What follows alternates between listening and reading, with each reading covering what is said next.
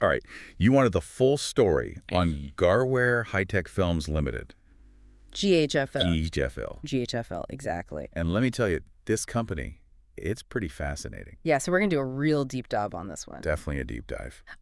So for anyone who's not familiar, they're a global manufacturer of specialty polyester films. Yeah, they're way beyond just basic polyester films now, though. They're into these, like, high-tech, really specialized films. And they're used everywhere, right? Everywhere. You name it. Cars. Skyscrapers. Building. Like, all sorts of stuff. Yeah, okay. So imagine baking a cake. But instead of grabbing a box mix, Right. you are harvesting your own sugar. Oh, wow. You're like milling your own flour. You're in control We're going all out. of every step of the process. That's basically GHFL's chip to film model. Yeah, the chip to film. So they start with, like, the raw materials, the chips, and they transform them into these, like, super cool high-tech films, all in-house. It's pretty impressive. That's a vertically integrated model, right? It is. It is. And that gives them so much control over the quality and the costs. So, I mean, it's not just about how they make it, though. It's what they're making, right? Right. They've got two main divisions, Industrial Product Division. The IPD. IPD, yeah, and Consumer Product Division, the CPD. CPB. So the IPD, that's like the behind-the-scenes stuff. Okay. Like the films that are used in packaging, labels, things we don't really think about, but they're everywhere. So essential, but, yeah, invisible. Yeah, exactly. And then CPD, that's where the cool stuff comes in. All right, so that's where my, like, solar control films are coming from. Yeah. The stuff you can see and feel the impact of window films, architectural films, things that like directly affect the products we use and the spaces we live in, you know? Yeah. And that's been huge for them. That shift, like remembering how we were talking about their revenue recovery, improved margins, that's like directly because of that strategic move. It makes sense, right? By like creating these high demand specialized products, they're not as affected by like the fluctuations of the regular polyester market. Exactly. Less vulnerable. Okay, so speaking of demand, where does GHFL fit like within the global market for these specialty films? Ooh, get ready for this. The global market is expected to hit like 3.8 trillion USD. Trillion with a T by 2024. That's a lot of film. Wow, okay, 3.8 trillion, that's like specialty films are like the superheroes of materials, right? Yeah, they really are kind of the unsung heroes. What is driving all this growth? Like, what's going on? Well, I mean, think about it. All the sectors that are just booming right now, transportation, construction, tourism, they all need these like super advanced materials to meet their, you know, ever-increasing demands. Right. You need lighter materials for planes, more energy-efficient films for buildings, like durable films for all our electronics. It's like a specialty film world out there. And EVs, we can't forget about that whole revolution. Absolutely. EVs need those, like, lighter, more durable materials, you know, to get that range, to have that performance. And specialty films are perfect for that. The Indian automotive industry, which is where GHFL is from. Their home turf? Their home turf, exactly. That's expected to grow by like over 11% each year. Whoa. For the next decade. That's a lot. So huge opportunity for them right there. Right in their backyard. Right in their backyard. Okay, so they're really strategically placed in a market that's like exploding, especially with EVs. For sure. But are they actually getting a big enough piece of it? Like, what's their market share look like? Well, they're not just participating, they're leading in some really key areas. Okay. So they've been steadily grabbing more market share in like sun control films, like car tints. Yeah. And also paint protection films, which, let's be honest, those are getting more and more popular. Yeah, they are. Okay, so they're definitely players in the game, but every market has competition.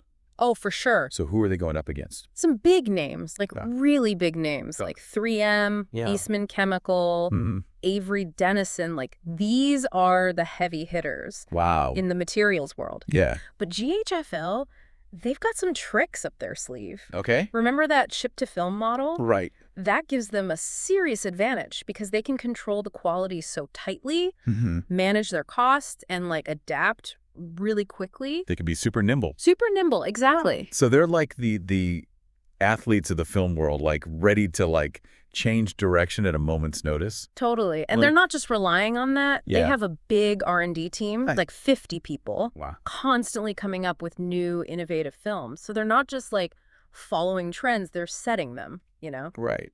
All right. So we got the innovation. What else?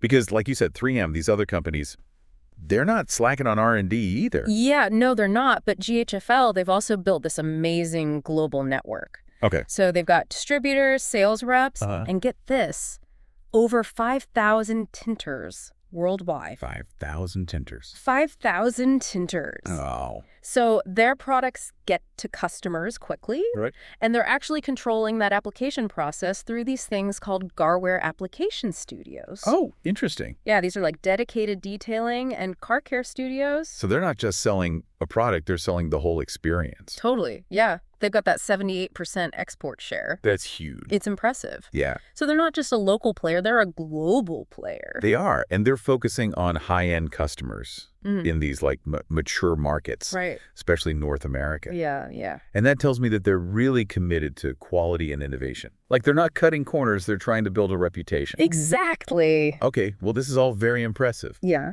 But even the best companies, they face obstacles. What are some of the things GHFL needs to overcome? And have auditors raised any flags? So one of the biggest challenges they face, and a lot of manufacturers face this, Right. is the fact that raw material prices are just like unpredictable. Things like PTA and MEG, which are crucial for them, those are heavily influenced by crude oil prices. Yeah. And then, global supply and demand. Of course. And on top of that, the prices of specialty chemicals are rising, which, that hits their bottom line. That's tough. So it's like trying to run a race where the course is constantly changing. Oh, yeah, very much so. So how do they deal with that? They've been pretty smart about it, actually. They've secured these long-term agreements with their suppliers based on import parity pricing. Right. So it's an attempt to lock in some stability. Makes sense. And they're not putting all their eggs in one basket. They're just actively looking at alternative materials just in case to reduce their reliance on certain raw materials that might be, prone to price fluctuations. Oh. So diversifying their supply chain, trying to innovate their way out potential problems. That's the idea. Smart. What about those auditor concerns, though? Well, there have been a few things that auditors would like to see improved, So areas like financial reporting, specifically how they recognize revenue and value their inventory. That needs a bit of a closer look. Right. There were also some concerns about transparency when it comes to transactions with related parties, especially those involving directors, And then finally, regulatory compliance, particularly with environmental regulations and labor laws. Those could be tightened up a bit. So some areas that need attention. But before we jump to conclusions, let's kind of unpack these one by one, see what GHFL has done to address them, starting with corporate governance. What kind of framework do they have to make sure things are run, smoothly and ethically? So GHFL, they seem to really take corporate governance seriously. They've got this dedicated risk management committee that's always on the lookout for potential problems. Plus, they have all these different board committees to oversee specific areas, audit nominations, stakeholder relations. Wow, a whole bunch. They even have a CSR committee and a vigil mechanism committee. Really? Yeah, it's they've got this whole team of watchdogs making sure everything runs smoothly. Okay, so checks and balances, that's good. Yeah. But what about the people at the top? Right. Any major shakeups in management that might, signal a shift in the company? Well, there were a couple of noteworthy changes. In the past year, they brought on a new whole-time director, and this person has a background in operations and finance. So that could mean, a bigger focus on efficiency and the bottom line. Interesting. But at the same time, another whole-time director left. But it sounds like it was for personal reasons. Not really expected to cause any major disruption. All right, so a little bit of movement at the top, but nothing too alarming. Yeah. Now let's talk sustainability. Because this is something that's becoming super important. Hugely important. For investors. Absolutely. And GHFL has been making a lot of noise about their green initiatives. Yeah. They even say they've achieved carbon negative status. Yeah, carbon negative. It's pretty impressive. What's the story there? Well, they're not just hopping on the bandwagon. They're leading the parade when it comes to sustainability. Wow. They're all in on energy efficiency. Go. Switch to LED lighting. Yeah. High-efficiency motors. Plus, they've got this zero liquid discharge system. Okay, what does that mean? So that means they treat and recycle all the water they use. Oh, wow. And they're not stopping there. Really? No, they're doing rainwater harvesting. Oh, wow. Groundwater recharge. Really going all out. Yeah, to conserve water and, like, help the environment. Okay, so they're ticking all the boxes, which is great. Yeah. But, let's be real. They work with plastics, which aren't exactly known for being, eco-friendly. Yeah. Are they doing anything to address that? Oh, yeah, absolutely. Okay. They're actually members of the Association of Plastic Recyclers. Okay. And they've managed to use 30% post-consumer recycled content, Okay. PCR, in their films. That's impressive. Yeah, it's a big step, reducing reliance on virgin plastics. Yeah. Trying to close the loop on their materials. So they're walking the walk, not just talking the talk. Exactly. Okay, well, that's good to hear. Yeah. Now let's go back to those auditor concerns. You mentioned some red flags with financial reporting. Right. Can you tell me more about that? So the auditors weren't totally happy with how GHFL recognizes revenue and values its inventory. Okay. They're basically asking for, like, more clarity, more transparency in their financial reporting. Makes sense. Now, it didn't lead to any, like, qualifications on the audit report, but it's definitely something they need to address. Yeah. To maintain the investor confidence. Transparency is key. Huge. Especially when it comes to money. Absolutely. So what have they done to, make things clear? Well, they've been working with their auditors Okay. to tighten up their financial reporting processes. Okay, good. And make their disclosures more robust. All right, that's good to hear. Yeah, they've also, like, beefed up their internal audit function. Okay. Just to make sure everything's legit. Right, and in line with the rules. Yeah, exactly. Okay, so they're taking steps, which is good to see. What about those concerns with related party transactions? Right. Those can be a little tricky. Yeah, a little bit murky.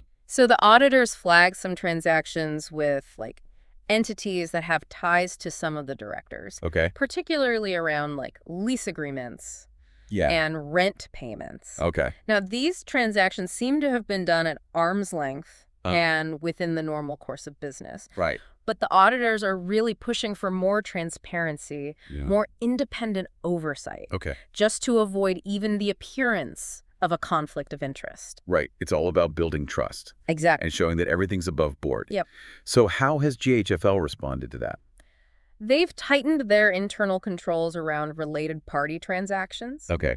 And implemented a stricter policy to make sure they're following regulations and best practices. But that's what you want to see. Yeah, and they're being more transparent in their disclosures. Okay, that's good. About these transactions, giving investors a clearer picture. All right, so more transparency, stricter controls, that's good. Yep. Now, what about those regulatory compliance issues? Right.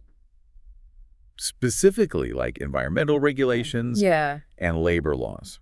So auditors did find a few areas where GHFL needs to improve. Okay. Particularly with things like waste management and emissions reporting. Okay. They also pointed out some things about their labor practices. Okay. Specifically, like working hours and employee benefits. Yeah. Just making sure they're totally following the law. Right. And these are sensitive areas. Oh, yeah. They can really impact a company. Huge impact. Like their reputation, their bottom line. Absolutely. If they're not handled correctly. For sure. So are they sweeping these under the rug or actually doing something about it? Well, they seem to be taking it seriously. Okay. They've reviewed their environmental and labor practices. Okay, good. Implemented, like, corrective actions to fix those problems.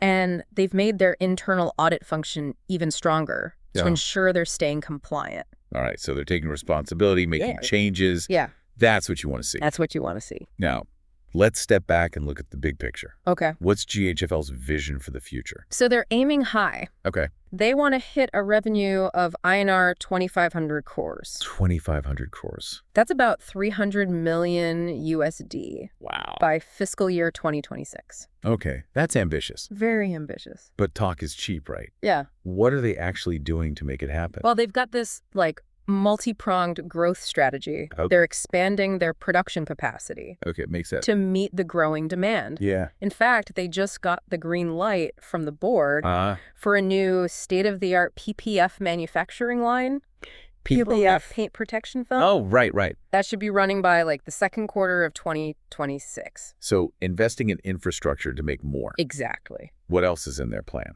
Innovation is like their core. Okay. They're always developing new and better films. Okay. Like recyclable shrink films, safety films with UV protection. Interesting. Even like specialized films for building exteriors. Wow, so they're not just making more of the same, they're trying to create new things? Yeah, pushing boundaries. What about their global reach? Are they looking beyond their current markets? Absolutely. They're already a global player. Yeah. Exports are a big part of their revenue. Right. But they're not stopping there. Okay. They're checking out new markets, especially in those countries with like booming economies and a growing middle class that wants like high quality stuff. Right. So capacity expansion, product innovation, market penetration. Sounds like a solid plan. Yeah, but can they pull it off?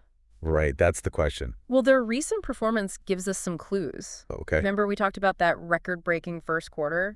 They had their highest ever quarterly profit over INR 100 crores. Really? Their revenue went up by 25%. That's huge. Compared to last year. Wow. And their EBITDA, which, measures their operating profitability, that shot up by almost 79%. Wow, those are serious numbers. They are. So it seems like their strategies are working. Yeah, they are. But the question is, can they keep this momentum going? That's the real question. Is this just a temporary thing, or is it sustainable growth? That's the million-dollar question. Yeah. Their recent performance is definitely impressive, but to keep it going, they need to stay focused on execution, innovation, and being able to adapt. Right.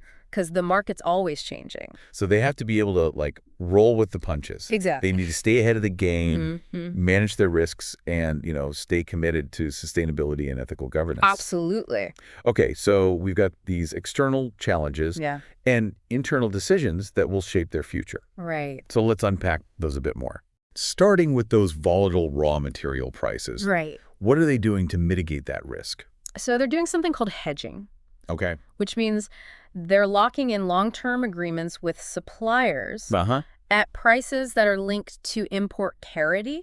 Okay. So it gives them some predictability. Right. But they also need to be flexible and explore alternative materials and production processes. So they're not so dependent on certain materials. Right. The ones that are prone to, crazy price swings. Yeah. Okay. So stability and adaptability. Both important. Huge. What about the competition? Okay. You mentioned some big players in the market. Yeah, there are some heavy hitters out there. How is GHFL differentiating themselves? Well, they've got a few key advantages. Okay. Remember their vertically integrated model. Yeah. That gives them a lot of control over quality, cost, and how quickly they can respond to market changes. They can be nimble, like we said. Exactly, nimble. And they're investing a lot in R&D to stay ahead of the game with innovation, new products, new technologies. Right. And they're building a strong global presence, especially in those high-end markets, which really helps their reputation. Where quality and innovation. Exactly. So it sounds like they're building a moat around their business. Yeah, trying to protect themselves. But moats can be breached, right? Oh, for sure. What are some of the threats they need to watch out for? Well, one thing to keep in mind is that they're still relatively small compared to some of their multinational competitors. Yeah. So they might need to bulk up to really compete on a global scale. Right. And the specialty films market, it's always changing. Yeah, it's dynamic. So if they fall behind on innovation, they're in trouble. Right. And of course, any big changes in the global economy, like a recession or a trade war. Yeah, that could impact their growth. So they need to stay vigilant, adaptable. Yep. What about their commitment to sustainability? Right. Ethical governance. Is that just for show, or are they serious? They seem to be really walking the walk. It's not just talk. Good. They've made sustainability and ethical behavior part of how they do business, part of their culture. That's good. And they've actually made progress, reducing their impact on the environment. Yeah. And they have really strong governance structures for transparency and accountability. All right. So it seems like they're trying to do the right thing. Yeah. Which is, more and more important these days. Absolutely. For investors who care about more than just profits. Right. Now let's talk about that record-breaking performance. Okay. What drove those amazing first quarter results? So a few key things helped them out. First, there was strong demand for their films. Yeah. Especially in those high-growth segments. Like sun control, paint protection. Exactly. And those strategic initiatives we talked about, capacity expansion, new products, market penetration, those are starting to pay off. Makes sense. Plus, they've had some favorable market conditions. Like the wind at their backs. Yeah, a little bit. Okay, so they've got a lot going for them, but can they keep it up? Yeah, it's the big question, right? Can they maintain this momentum? Is this a blip or a trend? It's a tough one. I mean, their recent performance is great. It is very impressive. But to keep it up, they're going to need to keep doing what they're doing. Absolutely. They've got to stay focused. Execution is key. They've got to keep innovating, and they've got to be adaptable. Yeah, because who knows what the market will do? Exactly. The market's constantly changing. Okay, so they need to be able to handle those external pressures, right? Mm-hmm. But they also need to make the right internal decisions. For sure. So for investors, what are some of the things they should be looking at to, kind of gauge how GHFL is doing? So keep an eye on how they manage those raw material costs. Yeah, that's a big one. It is. Are they successful in bringing those innovative new products to market? Right. And how are they doing with expanding into new markets? Yeah, those global ambitions. Exactly. And, this is important. Watch for any signs that they're maybe slipping up on their commitment to sustainability right. and ethical governance. Yeah, because that could really hurt them with investors. Absolutely. That trust is huge.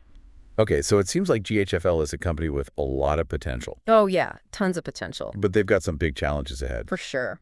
It'll be really interesting to see how they handle the next few years. Yeah, absolutely. And whether they can achieve those ambitious goals right. while still sticking to their values. Okay, so to wrap things up for our listeners today. Yeah. What are the key things they should be thinking about with GHFL? I think the big takeaway here is that GHFL is a company that's really moving and shaking. Yeah. They've completely changed their business model. They've embraced innovation. They've built a strong global presence. Right. And they're ahead of the game when it comes to sustainability. Yeah, and that's becoming more and more important. Huge for investors and just for consumers in general. Right. People want to buy from companies that are doing the right thing. Absolutely. They've got a lot going for them, but they're not without their challenges. Right? Oh, yeah. There are definitely challenges. Those raw material prices. Yeah, that's a big one. The competition. Mm-hmm. Fierce competition. And the need to always be innovating. Always. You snooze, you lose. Yeah. All of those things could really impact them moving forward. Absolutely. So what's the one big question that our listeners should be thinking about when it comes to GHFL's future? I think the big question is, can they keep up this incredible growth? Yeah. While also dealing with all the complexities of a global market.